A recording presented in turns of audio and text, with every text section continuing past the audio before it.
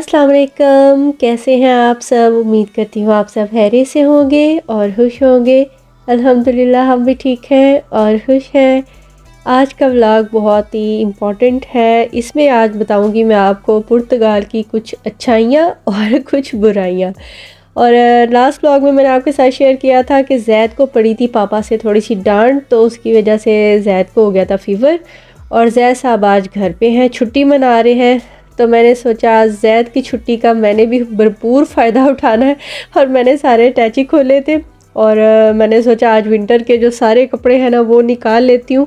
अभी मेरा कोई इरादा नहीं था वैसे, लेकिन आसिम की एक जैकेट ढूंढने के लिए ये सारा मुझे गंद फैलाना पड़ा लेकिन जैकेट मिलने का नाम ही नहीं ले रही थी।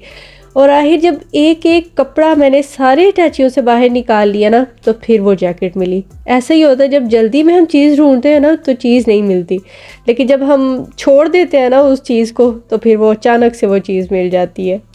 और आखिरकार आसिम की जैकेट मुझे मिल ही गई। ये अटैची मैंने बिल्कुल लास्ट में दरवाजे के पास रख दिया कि अब मैंने कुछ नहीं देखना, लेकिन मेरी अचानक से मेरी नज़र पड़ी और मुझे ये जैकेट मिल गई। आप लोगों के साथ भी ऐसा होता होगा कि जो चीज़ आपके सामने नहीं है ना, आपके हस्बैंड को वही चाहिए। दूसरी जैकेट्स मैंने निकाल ली थी, लेकिन आसिम को यही वाली जैकेट चाहिए थी। अब इस जैकेट के लिए मुझे इतना सारा काम करना पड़ना था। फिर मैंने सोचा आज ज़ैद की छुट्टी है तो चलो जी साथ ये काम भी हो जाएगा। और गिन चुन के यही 3 अटैची हैं जिसके अंदर मैंने सारा अपना अलबलाजा रखा होता है। यहाँ लिस्बन में बहुत छोटे छोटे से घर हैं और ये 3 अटैची बहुत मुश्किल से स्टोर में आए हुए हैं। और मेरे पास सिर्फ एक सेफ़ है जिसके अंदर मैं जो रेगुलर रूटीन में कपड़े यूज़ होते हैं ना वो रखे हुए हैं। क्योंकि यहाँ पे प्लस पॉइंट ये भी होता है कि जब आप घर लेते हैं तो कुछ घरों के अंदर सामान होता है तो आपको सामान नहीं ख़रीदना पड़ता। तो ये एक अच्छी बात हो जाती है ना कि आप न्यू शिफ्ट हो रहे हैं और फिर सामान पे भी इतने ज़्यादा पैसे खर्च करने पड़ते हैं। तो यहाँ इस घर में जब हम आए थे सारा कुछ अंदर था, इसलिए हमें न्यू कुछ भी नहीं ख़रीदना पड़ा। लेकिन इसकी जो एक बुरी बात थी वो ये कि बहुत सी चीज़ें इसमें ऐसी फ़ालतू हैं जो कि हम यूज़ नहीं कर सकते और हमें वही यूज़ करनी पड़ रही हैं। जैसे कि इस रूम में एक बेड है, ये सेफ़ वगैरह भी पहले ही थी। ये सेकंड वाले रूम में एक बेड है, ऊपर और नीचे बच्चे अकेले सोते नहीं, तो इस बेड को भी हम बाहर फेंक नहीं सकते, इसलिए हमें यही यूज़ करना पड़ा है। क्योंकि हम जब घर छोड़ के जाएंगे ना तो उनको ये वापस चाहिए। तो जी खैर कपड़े वगैरह सारे मैंने फिर वहीं पे छोड़े कि अब जैकेट मिल गई है तो मैंने सोचा अब थोड़ा सा इंजॉय कर लेते हैं मैंने बनाई चाट। मैंने पोटैटो भी पहले ही उबाल के रखे होते हैं ताकि जब भी कोई चीज़ बनानी पड़े ना फटाफट से बना लें, क्योंकि इतनी क्विक और इजी चीज़ बस मुझे लगता है कि यही बन सकती है। चने भी मैंने उबाल के रखे होते हैं और बस जब भी कुछ मज़े का दिल करता है खाने का तो मैं यही बना के खा लेती हूँ। क्योंकि यहाँ पे ऐसा कुछ नहीं है कि आपका कुछ भी मज़े का दिल कर रहा है तो जाएं आप शॉप पे और वहाँ से लाएं और खा लें। क्योंकि यहाँ पे जो हलाल फूड वाली शॉप्स हैं वो काफ़ी दूर हैं। फिर इंसान का दिल नहीं करता कि भाई अब बैठो बस में और चीज़ लेने चल पड़ो। तो ये चीज़ें हम घर बना के इन्हीं को एंजॉय कर लेते हैं। फिर अपने लिए मैंने भी चाट निकाली थी बाउल में और ज़ैद कह रहा था उसको नहीं खानी, उसको गोलगप्पे खानी है और जब यशफ़ा आएगी तो फिर वो उसके साथ खाएगा। तो फिर मैंने सोचा भाई मैं तो एंजॉय करूं। फिर अभी इतना सारा जो मैंने काट कबाड़ निकाल के रखा है वो सारा मुझे संभालना था। स्कूल तो आज बच्चों को नहीं लेने जाना था, तो इसलिए फिर मैं मज़े से इंजॉय कर के ना तो फिर खा रही थी और साथ में बाइक का व्यू भी मैं इंजॉय कर रही थी। अभी इतनी कड़क धूप है और पुर्तगाल का वेदर ऐसा है कि 10 मिनट पहले कड़क धूप होती है, 10 मिनट बाद ऐसे बारिश हो रही होती है कि पता नहीं 6 हफ्ते हो गए हैं बारिश को होते हुए। और पुर्तगाल का सबसे बड़ा मसला जो मुझे लगता है आज के दौर में है वो अकोमोडेशन है। आपको घर नहीं मिलता।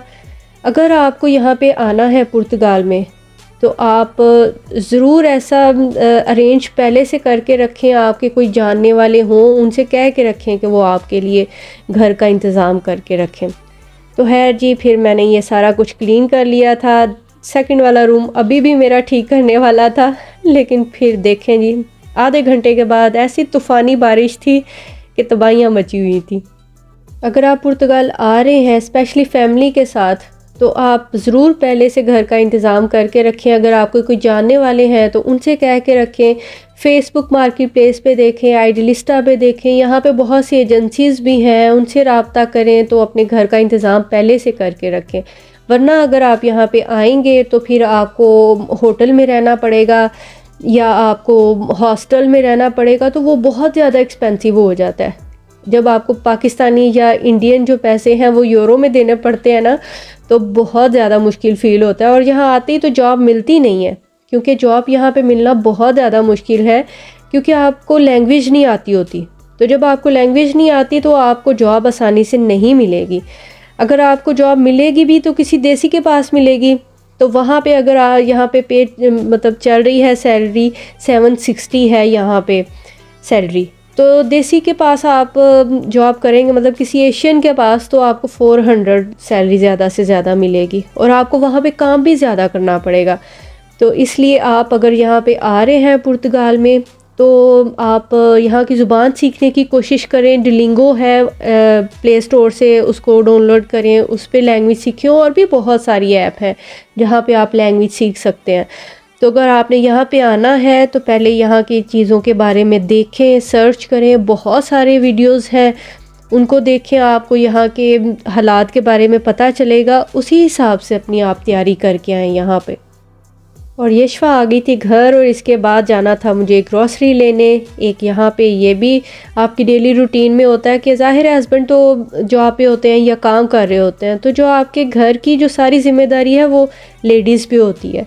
तो सारे काम खुद ही करने पड़ते हैं। बच्चों को स्कूल से लाना भी है, छोड़ के आना है, घर के काम करने हैं और ग्रोसरी वगैरह लाना है। तो इसलिए आपको थोड़ा सा सब्र और हौसले से काम लेना पड़ेगा। यहाँ पे ये है कि आपको रेजिडेंसी कार्ड तो मिल जाता है, पासपोर्ट भी जल्दी मिल जाता है, लेकिन यहाँ पे ना ज़िंदगी थोड़ी सी मुश्किल है, क्योंकि ये इतना डेवलप कंट्री नहीं है। यहाँ पे आपको बहुत सब्र से काम लेना पड़ता है, फिर ही आपका जो टाइम है ना वो आसानी से गुजर सकेगा। दूसरी कंट्रीज़ में ऐसा होता है कि आपको मतलब ज़ाहिर है वहाँ तो इंग्लिश भी काम चल जाता है आपका, तो लेडीज़ भी काम कर लेती हैं इजीली, क्योंकि उनको इंग्लिश आती है, तो काम आसानी से मिल जाएगा। यहाँ आपको पुर्तगीज़ आना लाजमी है, फिर ही आपको इजीली काम मिल सकेगा, वरना आपके लिए थोड़ी सी मुश्किल हो जाती है। और पुर्तगाल में तो ना अभी इतने ज़्यादा एशियन लोग हैं कि मुझे लगता है कि 5-6 साल के बाद ना यहाँ पे लगेगा ये कोई पुर्तगाल या इस तरह की जगह नहीं है, ये पाकिस्तान इंडिया है, क्योंकि इतने ज़्यादा मुझे लगता है यहाँ पे एशियंस हैं। और मार्ती मुनीस चले जाएं तो वहाँ तो बिल्कुल ऐसे लगता है कि आप किसी पाकिस्तान या इंडिया की कोई सिटी है वहाँ पे हैं। लोग कपड़े वैसे पहने हुए हैं, लोगों के काम वैसे हैं, लोगों की घूरियाँ वैसी हैं तो ऐसे लगता है बस हम ना पुर्तगाल में किसी यूरोप कंट्री में नहीं, पाकिस्तान या इंडिया में ही है। और आज यशवा को बड़ी बेसब्री से इंतज़ार था कि कब पापा आएँ, क्योंकि आज यशवा का आ गया था टैबलेट, और ऑनलाइन ऑर्डर किया हुआ था। और बच्चों को जब ऐसी कोई चीज़ आनी होती है ना, तो फिर बच्चों की खुशी देखने वाली होती है। तो इसलिए मैंने सोचा कि ये सारा रिकॉर्ड कर लेती हूँ, ताकि जब ये बड़े हों तो फिर इन वीडियोस को देखें, तो फिर ये इसको इंजॉय कर सके। क्योंकि वैसे तो वीडियोस पास होती हैं लेकिन वो डिलीट हो जाती है ना, तो इसलिए मैंने ये क्लिप भी इसमें ऐड कर दिया, ताकि वो जब देखें तो वो खुश हों और हम भी उनकी मेमोरीज़ को ना इंजॉय कर सकें। ज़ैद और यशवा ना दोनों ही ऐसे हैं, कभी वो दूसरे बच्चों की तरह ना ज़्यादा फरमाइशें नहीं करते हैं, लेकिन अभी यशवा ने ये फरमाइश की तो आसिम ने उसको मंगवा दिया था। और ये भी है कि पुर्तगाल इतना डेवलप कंट्री भी नहीं है कि लोग बच्चों की बहुत सारी ख्वाहिशें पूरी कर सकें, लेकिन अल्लाह का शुक्र है कि बहुत अच्छा काम है, बहुत अच्छे से हम लाइफ यहाँ पे गुजार रहे हैं, सेपरेट रह रहे हैं, शेयरिंग में नहीं रह रहे। ये भी एक बहुत बड़ी नेमत होती है अल्लाह ताला की। और क्योंकि यहाँ पे इंसान की जब पे ही 760 होती है, घर के रेंट, और कुछ लोग तो ऐसे होते हैं जिन्होंने पीछे भी फैमिली को उन्होंने सपोर्ट करना होता है, तो जब इंसान यहाँ पे 760 पे ले रहा है, घर के रेंट भी हैं और भी सारे काम है, तो इंसान कैसे पीछे फैमिली को वो सपोर्ट कर सकता है। तो ये एक यहाँ की बड़ी ख़राब चीज़ है। इसलिए कुछ लोग ना पुर्तगाल में रहते भी नहीं हैं, यहाँ से फिर ना कि दूसरी कंट्रीज़ में मूव हो जाते हैं। और एक और भी यहाँ की बहुत बुरी बात है कि आप किसी सोशल ऑफिस में चले जाएं या कहीं चले जाएं तो बड़ा आपका टाइम वेस्ट हो जाता है। मतलब हॉस्पिटल आप चले जाएं, पूरा दिन ज़ाया हो जाता है इंसान का। तो ऐसी छोटी छोटी सी जो चीज़ें हैं ना, फिर उससे इंसान जल्दी घबरा जाता है। तो यहाँ पे वही लोग रह सकते हैं जिनमें बहुत ज़्यादा सब्र है। पुर्तगाल में रहना बस सब्र सब्र सब्र तो इतना मुश्किल नहीं है पुर्तगाल में। अगर कुछ चीज़ें बुरी हैं तो बहुत सारी अच्छी भी चीज़ें हैं, क्योंकि यहाँ पे आपके पेपर बन जाते हैं, आपको जल्दी पासपोर्ट मिल जाता है, 2 साल में आपको रेजिडेंसी कार्ड मिल जाता है, जिससे कि आप कहीं भी ट्रैवल कर सकते हैं, पाकिस्तान जा सकते हैं, अपनी फैमिली को बुला सकते हैं। और फिर आपके पास अगर कार्ड मिल जाता है 2 साल के बाद, तो आप अपनी फैमिली के लिए भी अप्लाई कर सकते हैं। तो अच्छी और बुरी चीज़ें सभी जगह में होती हैं। पुर्तगाल में अगर आपने आना है तो बहुत हिम्मत से काम लेना होगा। अपने बच्चों के फ्यूचर के लिए इंसान को सब कुछ करना पड़ता है। तो मैं अपने ब्लॉग में कोशिश करती हूँ कि आपको पुर्तगाल के बारे में अच्छी और बुरी चीज़ें दोनों बताऊँ, ताकि यहाँ पे आके ना आप कुछ ज़्यादा ही सरप्राइज़ ना हो जाए। तो अगर हम पहले से किसी चीज़ के लिए तैयार हों तो फिर जो लाइफ है ना थोड़ी सी ईजी हो जाती है। तो इंशाल्लाह ये टैबलेट हमने कितने का लिया है, कहाँ से मंगवाया है, ये सारी चीज़ें मैं आपको बताऊंगी नेक्स्ट व्लॉग में। बहुत से लोग कहते हैं कि आप अब पहले की तरह जल्दी जल्दी व्लॉग नहीं डालती, तो मैं इसलिए ज़्यादा अपलोड नहीं कर पाती क्योंकि मेरा अब दूसरा चैनल भी है, वो कार्टून चैनल है और उसकी वीडियोस मैं खुद ही बनाती हूँ। तो आप मेरे उस कार्टून चैनल को भी ज़रूर विज़िट करिएगा। उसका मैं लिंक जो है वो अपने फर्स्ट कमेंट में पिन कर दूँगी। अगर आपको वीडियो अच्छी लगेगी तो आप उसको भी सब्सक्राइब करें और अपनी फैमिली में शेयर भी करें। तो जी मिलते हैं नेक्स्ट व्लॉग में। तब तक अपना और अपनी फैमिली का बहुत सा ख्याल रखें, हमें भी दुआओं में याद रखें। तब तक के लिए अल्लाह हाफिज़।